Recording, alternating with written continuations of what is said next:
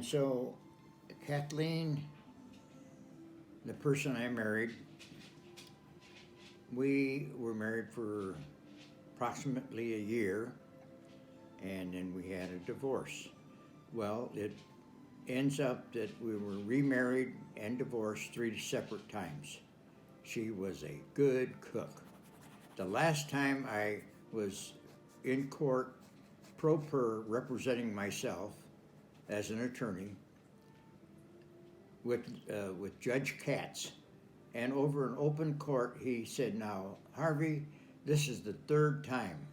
Now," he said, "if I grant this divorce, will you swear that you will not marry this woman again in the next 30 days?" And the whole court broke up in laughter, naturally.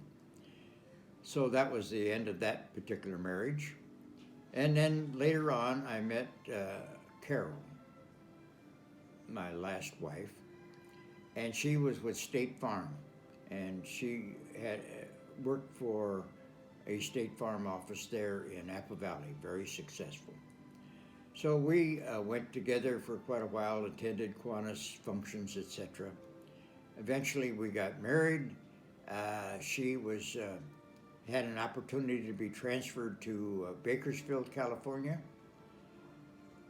And in the interim, Carol and my granddaughter, Sharessa, went shopping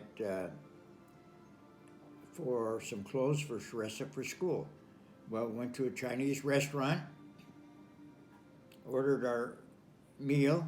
I didn't feel well. I become nauseous, so I walked out of the restaurant to the car, and things got worse. So they came out, and it felt like somebody had jabbed me in the chest with a giant butcher knife, and I was extremely in pain. Too late to call an ambulance. The hospital was 2 blocks away, and I knew those people very well. So they went to the emergency entrance and ran in and said that I was having a heart attack. They ran out, jerked me out of the car, took me right in the emergency room, gave me a shot, 300 milligrams of nitro in my mouth, and the pain subsided. At that time, then the staff doctor came and recognized me and said, "We're going to keep you in the hospital overnight for observation." The next day, the cardiologist came and seen me and said that we don't like what we see on the x-ray. We'd like to transfer you down to St. Bernardine's and do an angiogram, 99% clogged arteries. So they prepared me for a 5-way bypass. And I did not contact my relatives or friends. I did this all on my own because, too many people call everybody and they have to sit in the reception room for hours and just go through all kinds of misery. Well, that's unnecessary. So the next morning, they prepped me to go in for surgery. So I said to myself, "Okay, Lord, if you want me, take me. If not, leave me." And I said a prayer, and that was 5 hours later. I woke up, and they had performed a 5-way bypass, which they guarantee for 10 years at least. And mine is now 22 years, and the specialists are shaking their head and said, "You are a freak of nature. We don't know what keeps you functioning, but you are." So I thank the good Lord every day.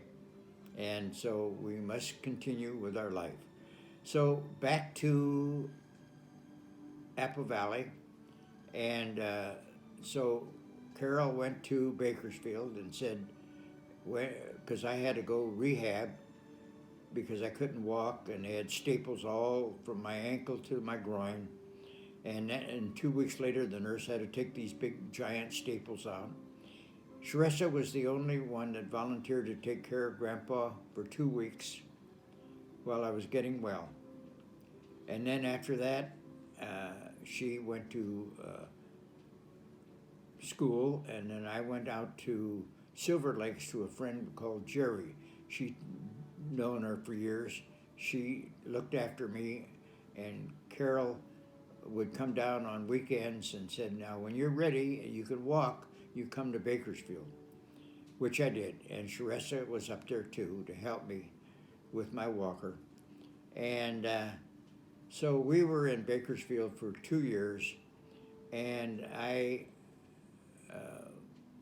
was qualified. I went to, I think it was called Telmed.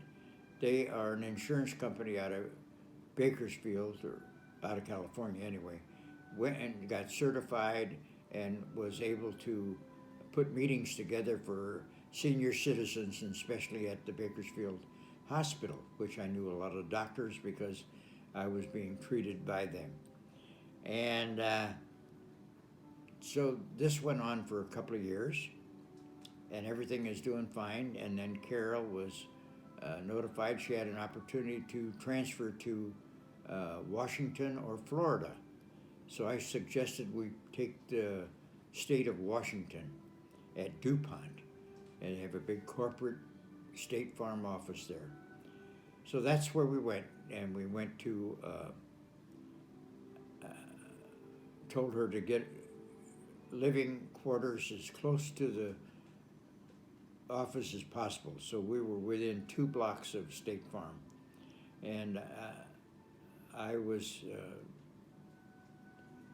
being medically treated for my cardiovascular COPD, and so I was not functioning too well, but I did continue to function.